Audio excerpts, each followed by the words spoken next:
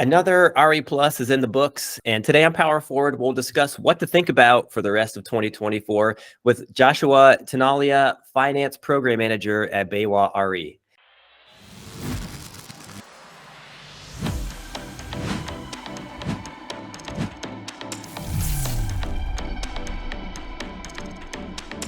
Hey, Josh, how you doing today?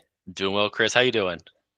Doing great. Still, my brain still feels like it's in Anaheim a little bit, but which is maybe a good thing for our discussion today. So, Josh, excited to have you on because financing is dictating so much about the solar industry right now, and I had a lot of conversations just about what that means for our audience at RE Plus, right? So, I'm curious what you were hearing from installers and customers at RE Plus this year. My conversations were obviously more on finance. I didn't get a broad picture of what everyone's talking about. But when it comes to the meetings I was in, the folks I talked to, a lot of them centered around the 10% domestic content credit, tax credit adder. So, and how it could be leveraged for not only homeowners, but providers like TPO providers and maybe even installers. And then being a distributor, a lot of that conversation steered around supply chain and how that's going to look. So it was really interesting to hear, these trends of TPO. And we knew, TPO for the last 18 months, because interest rates have gone up, have been steering the ship when it comes to finance, right? And loans have kind of lost their flavor with contractors. And of course, that just changed. We got a 50 bip drop in interest rates from the Fed, which is right in the middle of the road of what a lot of people are calling for. We had the 25 bip call outs, the 75 bip, which is really aggressive, found somewhere in the difference or there in the middle. So there's a lot of conversations at RE Plus, like what's going to happen next week? Where are rates going to be? Is TPO going to, kind of fall out of favor? And we'll talk more about that today, obviously. But yeah, a lot of conversations were around, TPO and the tax credit from the domestic content. I guess let's zoom in on that a little bit. What's your outlook on that now? What TPO versus loans, now going forward from here? The TPO still, despite interest rates coming down, have a really good tailwind with the tax credit adder, right? Being able to still be, depends on how it's structured. It depends on the provider, but let's call it, easy math here, 10% less on a contract versus going with a loan, where you might not get that as the homeowner. It might still make more sense to shift yourself over to a TPO because they provide lots of things, lots of benefits to homeowners still. You have the flexibility of a lower payment, perhaps, no cash down or deposit required necessarily. You throw O&M on top of it. So I think what's driving TPO still is, well, interest rates are still historically higher than they had been, at least in my solar lifetime, which was dating back to 2017. When leases started to fall out of favor. So given interest rates are where they are still, despite the 50 bip drop, I think TPO is still going to be the winner through the end of the year. But we have two more opportunities where the Fed's going to drop rates. So it'll be really interesting to see what happens there. So I don't have an easy answer for you, Chris. I wish I did. If I did, I probably wouldn't be sitting here. I'd be much better at gambling or something like that. But we'll see what happens. Yeah, absolutely. So did you glean anything else, and if anything new from the financiers, the lenders at the show, that side of things? That's that's an important question because where we sit as a distributor, we had a lot of interesting conversations with manufacturers and those TPO providers about, hey, how can we team up together and work on this, challenge together? We've got guidance from the IRS that says, these specific guidelines. If you follow it, you can get the 10% adder. Well, now we're talking mostly inverters and racking are what's going to get us there if you have that mix.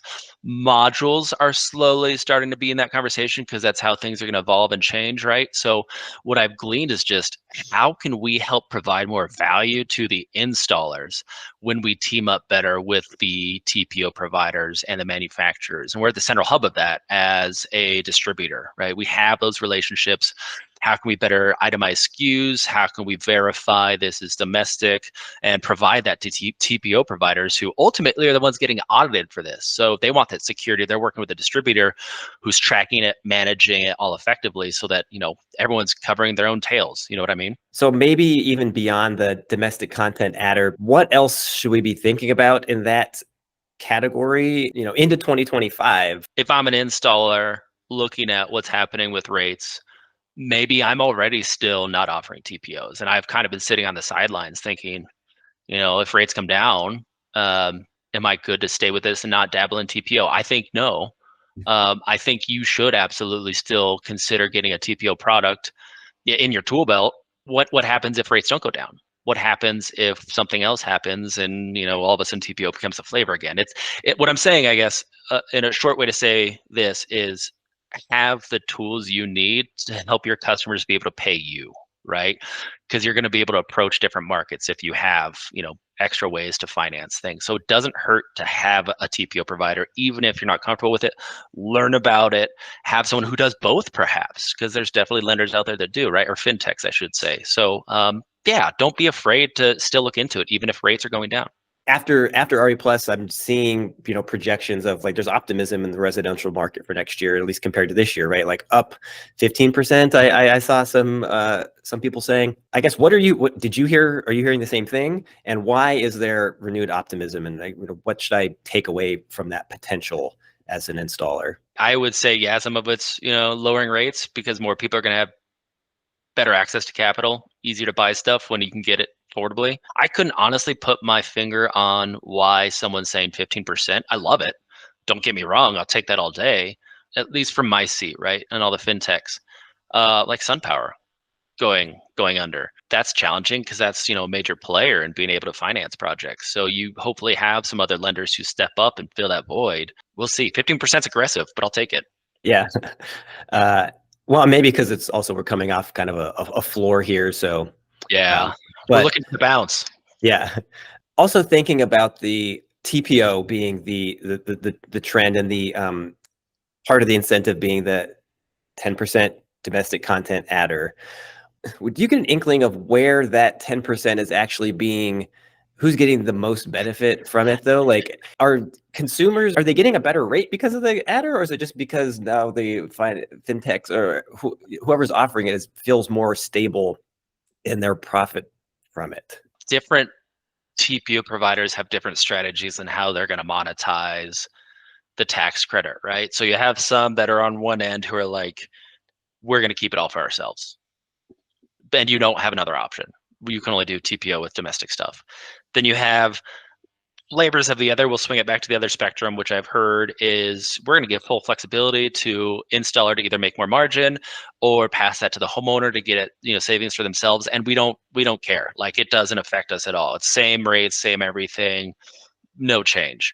And you'll have, of course, mixes in the middle, right? So contractors need to be asking that question for themselves, looking out for themselves, because they're ultimately looking out for their customers too, right? Because if I'm being forced into not passing savings on, who am I benefiting really?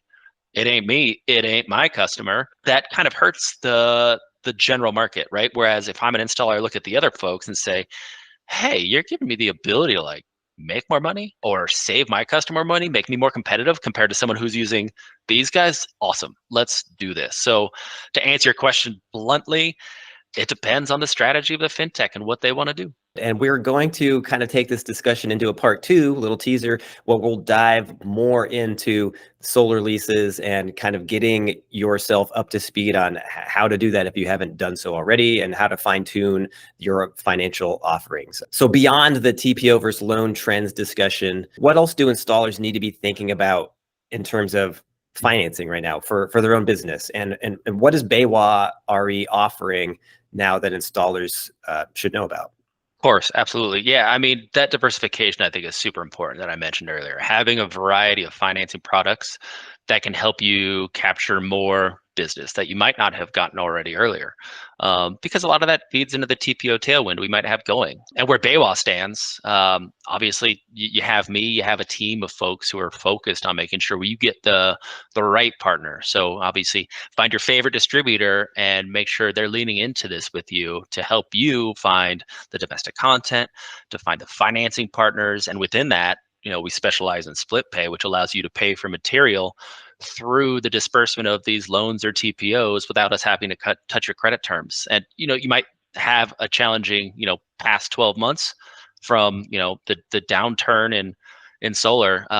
Cash flow is tight. So we're here to help you figure out that challenge and to cash flow positively and make sure your operations are still in full swing and able to tackle jobs moving forward and see yourself flourish in 2025. So lean on BayWa to help you there. Well, that was a good table setter for where we're at post RE Plus, what to think about the market. And hey, Josh, looking forward to seeing you in part 2, where we dig a little bit more into the TPO offering in general. So, hey, Josh, thanks for taking the time. Yeah, thanks, Chris. Appreciate being here.